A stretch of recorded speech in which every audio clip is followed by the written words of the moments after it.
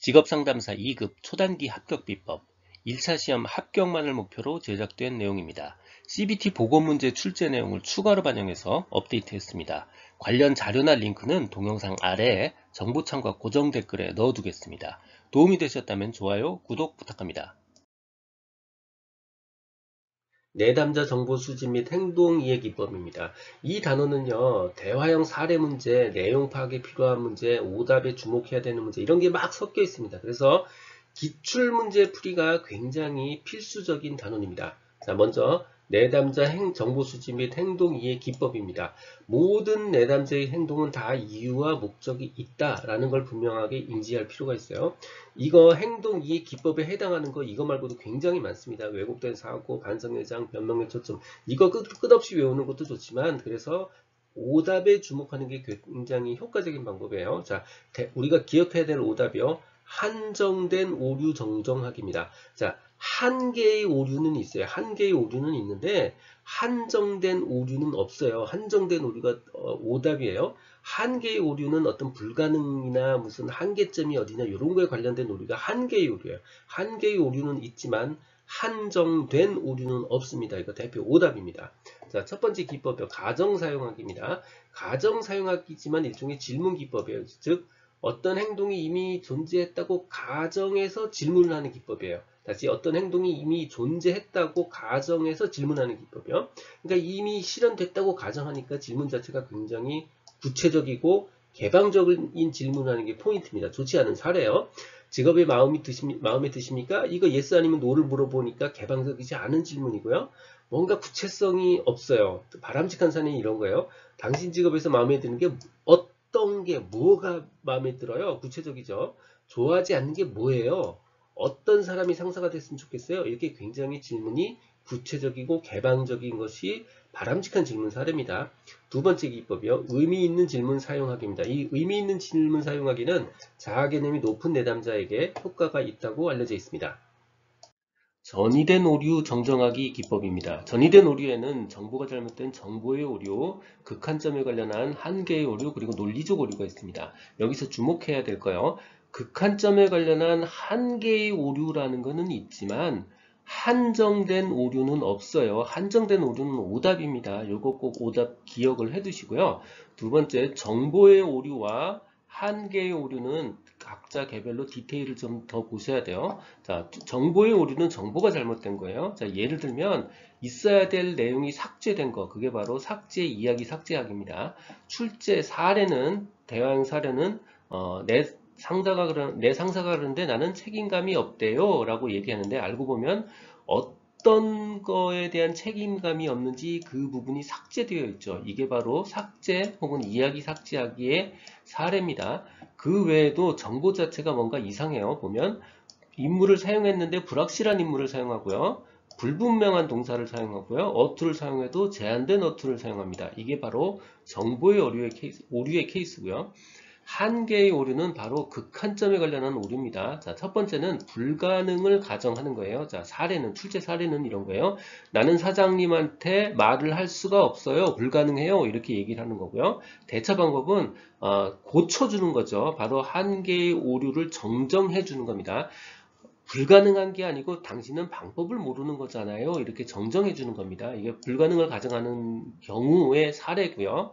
그 다음 예외가 있다는 걸 인정하지 않는 거, 어쩔 수 없음을 가정하는 거, 이런 거가 다 한계의 오류에 해당합니다. 즉 한계란 불가능함, 예외 없음, 불가피함 이런 것들이죠.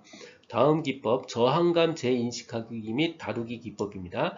변형된 오류 수정하기, 은유 사용하기라는 두 가지 기법은 요 저항감 재인식과 연결시켜서 기억을 해주셔야 됩니다. 다음 기법, 왜곡된 사고 확인하기입니다. 자, 왜곡된 사고 확인에서의 핵심 키워드는요, 바로 이러이러한 것들 중에 정보의 일부분만을 보는 겁니다. 다시 왜곡된 사고는 전체를 못 보고요. 정보의 일부분만을 보는 것, 이게 바로 왜곡된 사고 확인하기입니다. 내담자가 침묵할 때 그 침묵의 의미입니다. 침묵은 정말 다양한 이유로 침묵이 나타날 수 있어요. 먼저 오답부터 살펴볼게요. 침묵은 대개 긍정적이고 수용 형태다. 아닙니다. 대체로는 부정적일 가능성이 더 높고요. 거절의 의미일 가능성이 더 높습니다. 두 번째, 침묵은 생각의 반영이다. 생각을 반영하려면 뭔가 말을 했겠죠. 침묵과 반영은 상관없고요. 생각을 뭔가 정리하고 있을 때 침묵하고 있을 수는 있습니다. 아마 비슷한 단어를 끄집어내서 오답을 유도하고 있는 것 같아요. 그 외에 침묵의 이유요. 개인 상담자에 대한 적대감에서 온 저항 혹은 불안 때문에 침묵이 발생할 수 있습니다. 내담자의 저항이라고 볼 수 있죠. 내담자가 상담자에게 뭔가 확인을 바라거나 혹은 상담자의 해석 등을 기대하면서 침묵에 들어가는 경우도 있고요. 내담자가 이전에 표현했던 감정 상태에 대한 생긴 피로를 회복하고 있다는 뜻이기도 합니다. 감정의 피로 회복 상태라고 볼 수 있습니다. 듣고 계신 강의는 직업상담사 2급 초단기 합격 비법의 핵심 이론 파트입니다. 교재에는 2002년부터 지금까지 20여 년간의 모든 문제를 분석해서 2200여 개의 필요한 모든 문제를 주제별로 모았습니다. 이론서와 문제집을 한 권으로 완성한 문제 기반 학습지입니다. 이 한 권만으로도 완벽한 수험 준비가 될 수 있도록 했습니다. 동영상 아래 댓글에 구매 링크를 넣어드렸습니다. 인지적 명확성 부족 유형과 개입이요. 그러니까 인지적 명확성 부족에는 어떤 타입이 있고 우리가 이걸 어떻게 개입할 것인가를 다루는 부분입니다. 먼저 이 이야기를 다루기 전에 크게 두 가지를 명확하게 알고 있는 게 훨씬 좋습니다. 자, 첫 번째는요. 인지적 명확성이라는 단어와 인지적 오류라는 단어는 완전히 다른 문제입니다. 자, 이번에는 인지적 명확성에 대해서 다룰 거예요. 자, 두 번째는 인지의 정확한 의미예요. 인지의 의미는요. 모든 두뇌 활동을 인지라고 부릅니다. 자, 요즘은요, 치매라는 말 대신에 인지력 저하증이라는 말을 씁니다. 그러니까 극단적으로 얘기하면, 우리 인지적 명확성 부족이 아주 심해지면, 치매랑 비슷해질 거다. 이렇게 생각하시면요, 인지의 의미를 훨씬 더 정확하게 이해하실 수 있을 겁니다. 인지적 명확성의 원인이요. 여러 가지가 있는데 그 중에 하나인 경미한 정신건강 문제예요. 자, 예를 들어서 무슨 결정 장애 같은 게 있는 거예요. 그러니까 잘못된 결정 방식이 진지한 결정을 방해하는 그런 상황이에요. 자, 이것도요. 역시 치료하고 직업 상담을 실시해야 됩니다. 경미한이란 단어에 속으시면 안 돼요. 정신건강 문제 경미하더라도 치료하고 직업 상담을 실시해야 됩니다. 자, 첫 번째 유형입니다. 가정된 불가피성입니다. 그러니까 불가피성 한마디로 얘기해서 나 못해요 하는 거예요. 자, 난 시험에 합격 못해요. 나 단념했어요. 친구가 안 된대요. 이렇게 계속 가정된 불가피성, 단념, 못해요를 반복하는 거예요. 이거의 해결책은 네 친구 말이 틀렸어. 논리적으로 한번 분석해보자 라고 논리적으로 분석해보든가 아니면 너 할 수 있어. 이렇게 격려하는 겁니다. 논리적 분석과 격려가 가정된 불가피성에 대한 개입 방법이고요. 한 가지 더 조심해야 될 거, 가정된 불가피성에 대해서 만약에 지지적 상상을 제공하면, 즉 지지해주면 네 말이 맞아 이렇게 지지해주면 그 말이 굳어져 버립니다. 그래서 절대로 가정된 불가피성에 대해서는 지지적 상상을 제공해서는 안 됩니다. 자, 두 번째 케이스, 자기인식 부족의 경우입니다. 일종의 어린아이처럼 자기인식이 부족한 경우를 상상하시면 돼요. 자, 그럴 때는 은유나 비유를 사용합니다. 가장 비근은 얘가 뭐냐면 이소무화 같은 거 들려주는 거예요. 애들한테 이소무화 들려주면 굉장히 애들이 자기인식이 좋아지잖아요. 그 경우 상상하시면 됩니다. 자기인식 부족의 경우 은유나 비유를 사용합니다. 자, 세 번째 케이스, 원인과 결과를 착오하는 겁니다. 원인, 결과 막 뒤섞어서 생각하는 거예요. 자, 사업을 하고 싶은데 그 사업을 하면 여자들이 이혼을 해서 그래서 못하겠어요. 이거 원인, 결과가 없이 막 뒤죽박죽인 거죠. 원인, 결과 착오입니다. 요 경우는 논리적 분석으로 해서 해결하시면 돼요. 자, 데이터를 논리적으로 한번 쭉 분석을 해봅시다. 그랬더니 말이 안 되죠. 자, 요거 문제가 아닙니다. 이렇게 논리적 분석으로 해서 원인과 결과 착오를 개입하는 거죠. 착오에 의한 명확성 부족을 개입하는 거죠. 인지적 명확성 부족 유형, 구체성의 결합입니다. 그러니까 구체적인 내용은 없고요. 그냥 팔랑귀처럼 남의 말을 믿어버리는 거예요. 그러니까 취직 어렵대요. 남들이 다 그래요. 친척도 그래요. 이렇게 그냥 구체성은 없고 남들의 말을 그냥 믿어버리는 거. 이게 구체성의 결여고요.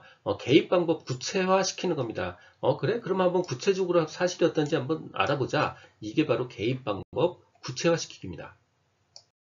내담자 사정 중 동기 사정입니다. 대부분의 사람처럼 인지적 명확성이 높은 사람 대부분 자기보고법을 씁니다. 그러니까 시험지 놓고 자기가 스스로 이렇게 점수 매겨가면서 하는 거예요. 이거 자기보고법이라고 합니다. 인지적 명확성이 높은 사람 자기보고법을 씁니다. 성공에 대한 낮은 동기 보유자, 그러니까 특별히 성공에 대한 큰 열망이 없는 사람들을 어떻게 대처할 거냐. 자, 첫 번째, 진로 선택에 대한 중요성을 증가시키기. 이거 정말 중요한 일이야. 이거 중요성 증가시키고요. 두 번째, 내담자랑 비슷한 인물이나 관련 자료 같은 거 성공 사례 막 보여주는 거예요. 그래서 이런 방법이 있는데 대표적인 오답 케이스 직업 대안 규명하기가 있습니다. 동기가 없어서 성공에 대한 열망이 없는데 대안은 아무 의미가 없어요. 그래서 직업 대안 규명하기 해당하지 않는 오답이고요. 또 다른 방법 칭찬과 격려입니다. 그러니까 자기 효능감 증가시키고 확신 증가시키고 장점 강조하고 격려하고 긍정적 단계를 강화하고 자 대표적인 오답이요. 긍정적 단계를 강화하는 거지 낮은 수준의 수행을 강화시키는 거 아닙니다. 다시 긍정적 단계를 강화하는 거지 낮은 수준의 수행을 시키는 게 아닙니다. 다시 최종 정리합니다. 낮은 수준의 수행 강화 틀린 거고요. 직업 대안 규명 틀린 겁니다. 상담의 구조화는요, 뭔가 틀이 있고 절차가 있다는 뜻이에요. 그러니까 상담의 구조화에서 다뤄야 될 요소는요, 우리 상담은 목적이 이런 거고요. 이러이러한 제한 조건을 가지고 있어요. 본질은 이런 거예요. 이런 거 알려주고요. 상담자와 내담자가, 우리 책임은 이런 게 있고요. 이런 역할을 해주셔야 돼요. 라는 걸 분명하게 얘기해 주는 거. 또 비밀 보장은 이렇게 됩니다. 이런 것들 정확하게 얘기해 주는 거고요. 상담 목표 알려주고, 앞으로 상담 일정이나 장소는 몇 월 며칠 날 이렇게 할 거예요.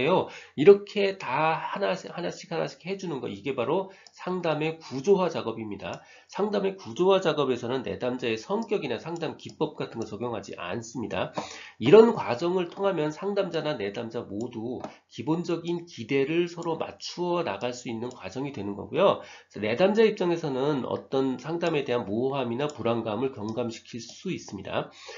내담자한테 이런 상담 과정에 대해서 의도적으로 예를 들어서 역할이나 책임 같은 걸 설명해주고, 혹은 제약, 그러니까 상담 일정이나 장소 혹은 하지 말아야 될 거, 책임, 역할, 이런 것들에 대해서 알려주는 걸 바로 상담의 구조화라고 그래요. 그래서 제약을 강화한다라는 말 자체에 너무 부담감을 느낄 필요는 없습니다. 역할 같은 거 정확하게 알려주는 거예요. 다시 정리하면 상담의 구조에서 다뤄야 되는 거는 상담의 목적, 제한 조건 이런 것들입니다. 이 내용은 블로그와 전자책에 동일하게 그대로 있습니다. 도움이 되셨다면 좋아요, 구독 부탁드립니다. 지금까지 라드캠지기 꾸벅이 박종규였습니다. 감사합니다.